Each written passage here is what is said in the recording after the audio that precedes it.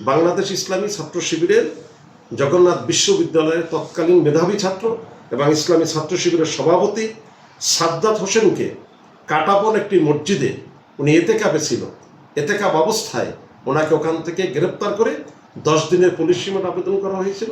3 দিনের police remand মঞ্জুর করা হয়, ওনার উপর অকথ্য নির্যাতন করা হয়। ওনার তারিখটা হলো 22/3/2022 ইংরেজি। তৎকালীন স্বৈরাচারী সরকার বিভিন্নভাবে ইসলাম পন্থীদেরকে জব্দ করার জন্য হয়রানিমূলক মিথ্যা মামলা দায়ের করেছে অসংখ্য। তারই ধারাবাহিকতায় তাফিমুল কোরআন বাংলা যেটা তর্জমা এবং ব্যাখ্যা, এইটা ওই ম্যাচে পাওয়ার কারণে এবং অন্যান্য বই অর্থাৎ যেটা সব জায়গায় পাওয়া যায় বৈধভাবে, যে বইগুলো তাদের রেজিস্টার্ড খাতা, তারা ম্যাচে থাকতো, তাদের খাওয়া দাওয়ার হিসাবের যে বইপত্র ছিল, এইগুলো পেয়ে জব্দ তালিকা করে এই বিশেষ ক্ষমতা আইনে একটা মামলা দায়ের করা হয় 15/3 বিশেষ ক্ষমতা আইন। এইটা দীর্ঘ তদন্ত শেষে তদন্তকারী কর্মকর্তা এই ঘটনাটা সম্পূর্ণ মিথ্যা এবং বানোয়াট হওয়ায় উনি 21/10/2024 তারিখে এটা ফাইনাল রিপোর্ট দাখিল করে, যেটাকে আমরা এফআরটি বলি, ফাইনাল রিপোর্ট। অর্থাৎ এই আসামিদের বিরুদ্ধে এই মামলার ঘটনা প্রমাণিত হয়নি। তাফসীর গ্রন্থ এইটা হইল কোরআনের যে 30 পারা, এইটা মানে বিভিন্ন খণ্ডে 10 খণ্ডে বিভক্ত থাকে, সেখানে আরবি থাকে, সেখানে বাংলা তর্জমা থাকে, তারপর এটা ব্যাখ্যা থাকে। কোরআন বা তাফসীর গ্রন্থ থাকার কারণে কি বিশেষ ক্ষমতা আইনে মামলা করার মতো কোনো গ্রাউন্ড ছিল কিনা? মামলা করার মতো কোনো গ্রাউন্ডস নাই, কিন্তু তারা তো কোনো গ্রাউন্ডস মানে না, মামলার কোনো জব্দ তালিকা মানে না, ধরো এবং তাদেরকে ভিতরে ঢুকাও। এই কারণে জগন্নাথ বিশ্ববিদ্যালয়ের মেধাবী 11 জন ছাত্র সহ 21 জন এজাহারভুক্ত করা হয়। এখানেই তারা ক্ষান্ত হয় নাই, তারা আরও অসংখ্য লোকদেরকে এই মামলায় গ্রেপ্তার দেখায়, যেটাকে আমরা সন্দিগ্ধ আসামি বলি। এইটা তদন্ত শেষে 21/10/2024 তারিখে তদন্ত প্রতিবেদন দাখিল করা হয়। সেখানে আসামিদের বিরুদ্ধে কোনো ঘটনা প্রমাণিত হয় নাই, মিথ্যা প্রমাণিত হয়েছে। এবং আজকে অর্থাৎ 22/4/2025 তারিখ এইটা মহানগর দায়রা জজ আদালতে এই বিশেষ ট্রাইব্যুনাল 1-এ এই তদন্ত প্রতিবেদনের উপর শুনানি হয় এবং আদালত সন্তুষ্ট হয়ে এই তদন্ত প্রতিবেদন গৃহীত করেন, অর্থাৎ এই সকল আসামিদেরকে মামলার দায় থেকে উনি অব্যাহতি দিয়ে দেন, অর্থাৎ খালাসপ্রাপ্ত হয় সবাই।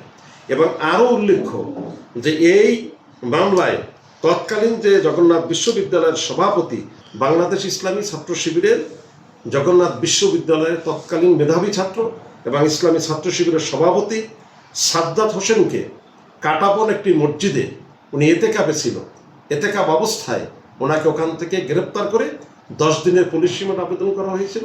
3 দিনের পুলিশ রিমান্ড মঞ্জুর করা হয়, ওনার উপর অকথ্য নির্যাতন করা হয়। সেটাও আমরা আদালতে আজকে বলেছি। তো আদালত এইগুলো শুনে এই চূড়ান্ত প্রতিবেদন যেটা দেওয়া হয়েছে এটাকে গৃহীত করে উনি সকল আসামিদেরকে অব্যাহতি দেওয়ার আবেদন করেছেন, আদেশ দিয়েছেন এবং আসামিরা সকলে অব্যাহতি পেয়েছে। এই মামলার কারণে বিশ্ববিদ্যালয় থেকে তাদেরকে বলবো এক কথায় সাময়িক বহিষ্কার করা হয়েছিল এবং এই বহিষ্কার করার কারণে অনেকের শিক্ষা জীবন ক্ষতিগ্রস্ত হয়েছে, অনেকের সেশন পায় নাই। পরবর্তী সময়ে আবেদনের প্রেক্ষিতে বিশ্ববিদ্যালয় কর্তৃপক্ষ যখন দেখলো যে ঘটনাটা মিথ্যা এবং বানোয়াট, তখন তাদের ছাত্রত্ব তারা ফিরিয়ে দিয়েছে। কিন্তু ফিরিয়ে দিলেও এই যে এডিন্টারিম পিরিয়ডটা যে আমি পড়াশোনা করতে পারি, তার কারণে এই মেধাবী ছাত্রদের অনেক ক্ষতি হয়েছে, সেশন জট হয়েছে, তাদের শিক্ষা জীবন থেকে অনেক সময় ব্যয় হয়েছে, যেটা তারা আরও আগে বের হতে পারতো বিশ্ববিদ্যালয়তে, সেটা পারছে না।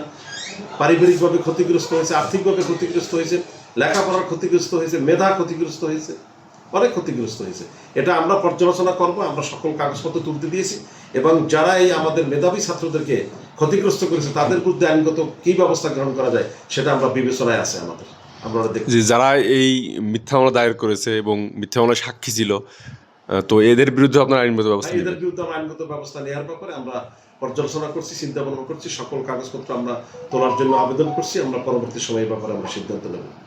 জি, আমরা আসলে তাহলে কতদিনের মধ্যে আপনাদের এই পদক্ষেপ দেখতে পারি? কাগজ পাওয়ার পরেই আমরা বসবো, আমাদের যারা আমাদের অ্যাসোসিয়েট আছে, অ্যাসোসিয়েট নিয়ে বসে আমরা কি প্রক্রিয়া নেওয়া যায় এবং যে সমস্ত ছাত্ররা ক্ষতিগ্রস্ত হয়েছে তাদেরকে আমরা বলেছি আমাদের সাথে পুনরায় সাক্ষাৎ করার জন্য। আমরা সমস্ত ডাটা কালেকশন করে কিভাবে পদক্ষেপ নেওয়া যায় আমরা এটা সিরিয়াসলি দেখতেছি।